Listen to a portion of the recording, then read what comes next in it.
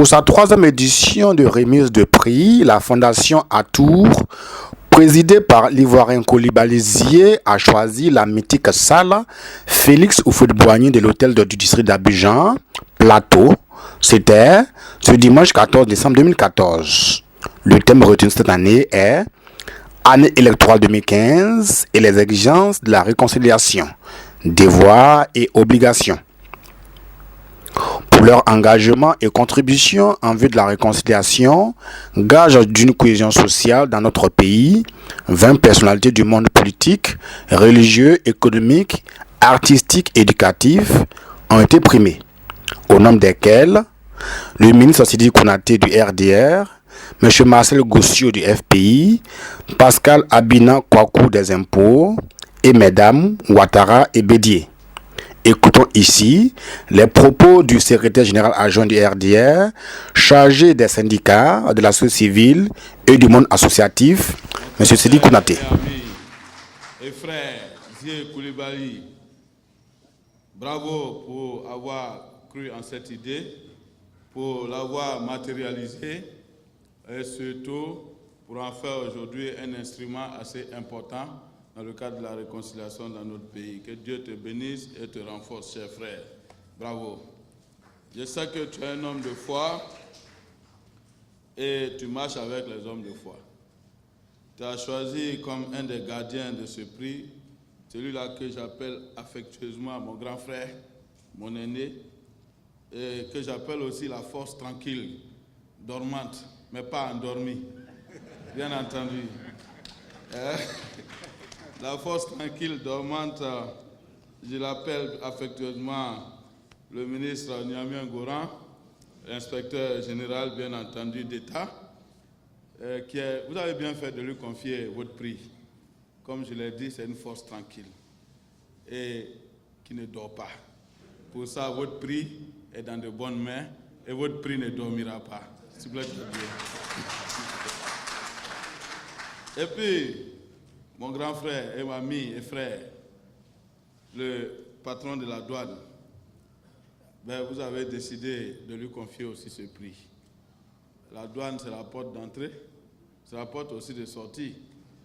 Et placer votre prix dans sa main, c'est en tout cas pour montrer à tous ceux qui rentrent dans notre pays qu'il y a un concept assez sérieux qui est en marche, c'est le concept de la réconciliation. Et que vous avez décidé d'accompagner ce projet, et il est bon que la douane mette cette effigie, bien entendu, à l'entrée comme à la sortie du pays. Transmettez, madame, ma soeur, à votre époux, mon frère et ami, tous nos hommages, bien entendu, pour son implication. Je sais tout ce qu'il fait dans ce processus. Il est lui-même, bien sûr, il est douanier, mais n'oublions pas qu'il est politique. Il est le maire d'une belle commune et il parle aussi de développement. Mais sans cohésion sociale, sans réconciliation, il n'y a pas de développement possible. Et c'est bien qu'il soutienne ce projet. Merci pour votre présence. Je voudrais donc saluer les deux ministres d'État. Avec Zi, on doit régler un problème. Ton affaire de mai ici, tu es en train de réveiller là. Avec Mabri et Ahmed. On a un contentieux depuis 90. Il faut aussi qu'on voit ça. Hein? Mabri et Ahmed, ils étaient Messi. Nous, on était Fessi. Bon, les deux viennent de ressusciter Messi. Pourquoi? Il faut que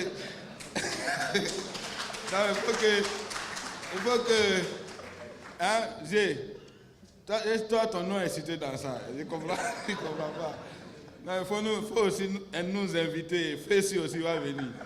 Les membres fondateurs sont là aussi. Pour que l'équilibre et la réconciliation soient respectés. Merci. Bon, je voudrais saluer tous les récipiendaires, le DG des impôts, un homme d'efficacité pragmatique et audacieux. Je sais qu'il fait beaucoup déjà pour l'économie de ce pays, mais n'oubliez pas aussi qu'il est engagé politiquement et en bon économiste, il a compris que pour que les impôts soient payés, il faut qu'il y ait la paix, il faut qu'il y ait la sécurité. Donc, il va au devant pour avoir beaucoup derrière. Merci, doyen. Merci beaucoup. Merci. Merci pour votre soutien à tous ces mouvements et vous-même votre implication en tant qu'acteur économique et politique.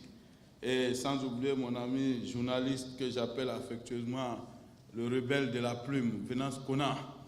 Hein? En d'autres temps, lui et moi, on échangeait farouchement, mais par écrit.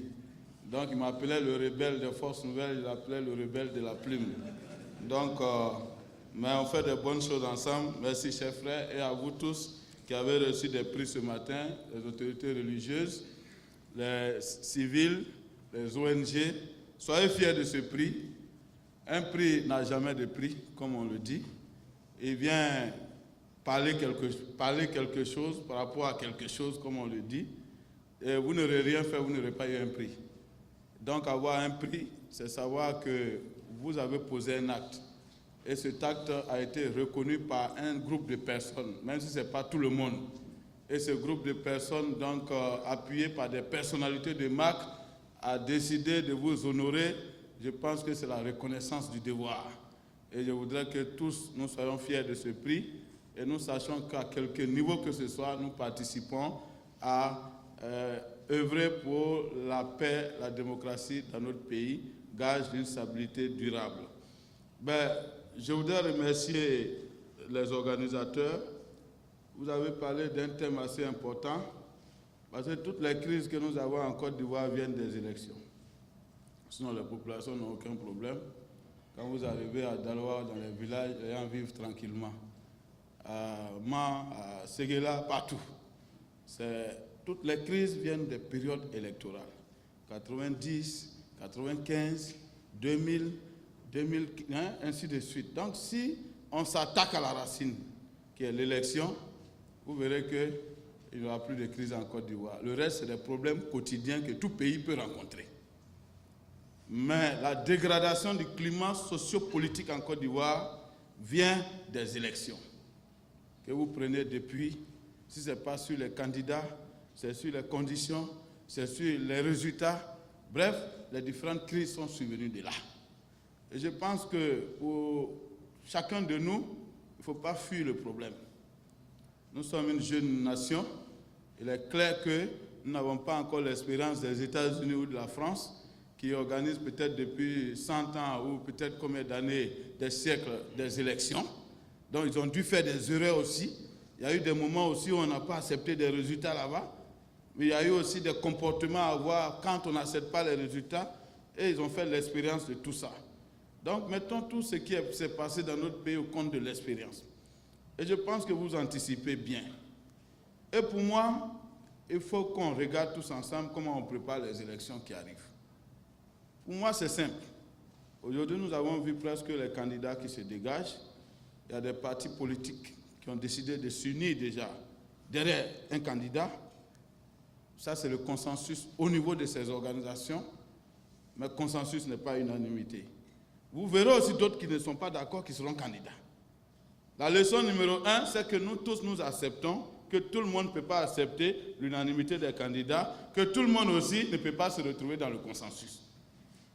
Si on accepte ça, on va créer les conditions pour que chaque candidat s'exprime. Dans les villages, dans les villes. Pour que les bilans soient mieux présentés aux populations. Vendre plutôt les bilans que promouvoir les interdictions de meetings. Parce qu'on a vu ça dans certains endroits, où on interdisait à certains candidats de venir battre campagne. Il ne faut plus que cela se passe. Il faut permettre à tous les candidats, tous, d'aller partout, d'avoir droit à la télé d'État, d'avoir droit aux médias d'État, d'avoir le même droit que tous les autres candidats.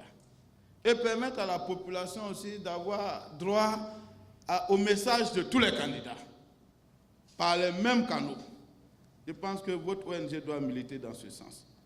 1, permettre que tous ceux qui veulent soient candidats, dans quelque cadre que ce soit. 2, donner les mêmes chances à tous les candidats, parce que ce sera ça, respecter les Ivoiriens.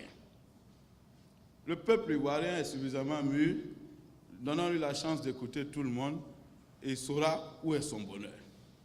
Mais c'est quand le politique, qui qu'il soit, commence à dire que lui pense mieux que le peuple, il va interdire tel, il va empêcher tel, que les problèmes surviennent. C'est pour ça que je veux qu'on s'attaque à la racine. Il ne faut pas que votre concept soit seulement un concept affirmatif, il faut aussi qu'il pose les jalons, qu'il soit débattu. Pour moi, donc, une année électorale 2015, c'est que tout le monde s'accorde, que tout le monde peut être candidat, qu'on crée toutes les conditions pour tout le monde. Si on est d'accord sur ça, c'est un bon départ. Deuxièmement, qu'on crée les conditions d'une vraie démocratie. On approfondisse la démocratie. Les structures qui nécessitent des consensus, il faut les aider à avoir des consensus. Et Dieu merci, la commission électorale aujourd'hui ne souffre d'aucune illégitimité parce que tous les partis politiques sont revenus là-dedans. Mais il faut aller au-delà, il faut créer encore toutes les conditions de sérénité. Parce que c'est un instrument important de notre élection. Et si on y travaille pour donner à cet instrument plus de transparence, vous verrez demain que lorsque la CEI va donner ses résultats, personne ne dira qu'elle a dit ça parce qu'elle était comme ça ou parce qu'elle était sous pression ou sous condition. Donnons donc les moyens d'une vraie autonomie, d'une vraie liberté, mais d'une vraie adhésion, même des populations à la CEI. C'est pour ça qu'il faut que la CEI aille au-devant des populations, qu'elle explique dès maintenant son mécanisme, comment elle travaille, comment elle va faire la liste électorale, ainsi de suite, qu'on informe mieux pour ne pas que demain la population ne sache pas qui de la CEI ou du Conseil constitutionnel doit donner le résultat avant. L'ignorance entretenue est aussi source de conflit. Si on finit ça, il faut lancer une identification transparente. Pour le moment, les Ivoiriens attendent l'identification. Il faut booster, il faut accélérer, il faut aller même dans les villages pour que les gens s'identifient et qu'on établisse très tôt la liste électorale. Elle est consensuelle, personne ne dira non, elle est truffée, elle est bourrée, on a enlevé mes militants, on garde ça aux frais, 8 mois avant, 6 mois avant, tout le monde connaît la liste, tout le monde a regardé, tout le monde sait où il doit voter. Et quatrièmement, rapprocher les bureaux des populations. Sans oublier la question de la sécurisation des élections.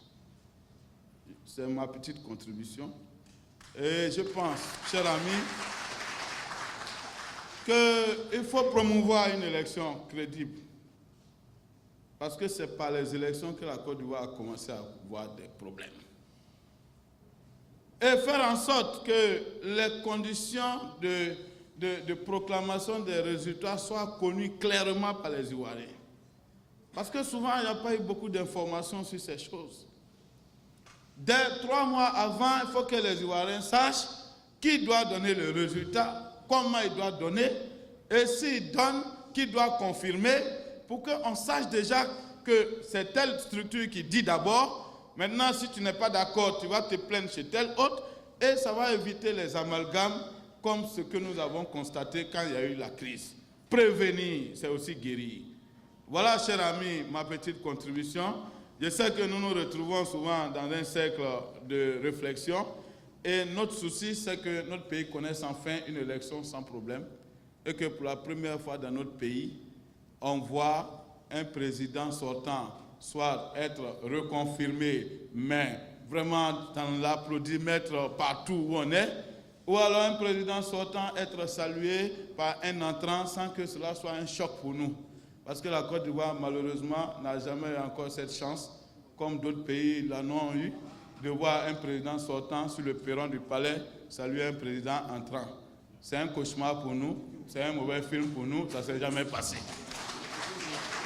Dieu aide notre pays, soutien à toi, cher frère, sous la bénédiction de Dieu et de notre aîné que j'appelle affectueusement la force tranquille. Je pense que nous avons du chemin. Merci beaucoup de nous avoir invités. Merci au nom de tous les récipiendaires. Continuez dans vos tâches.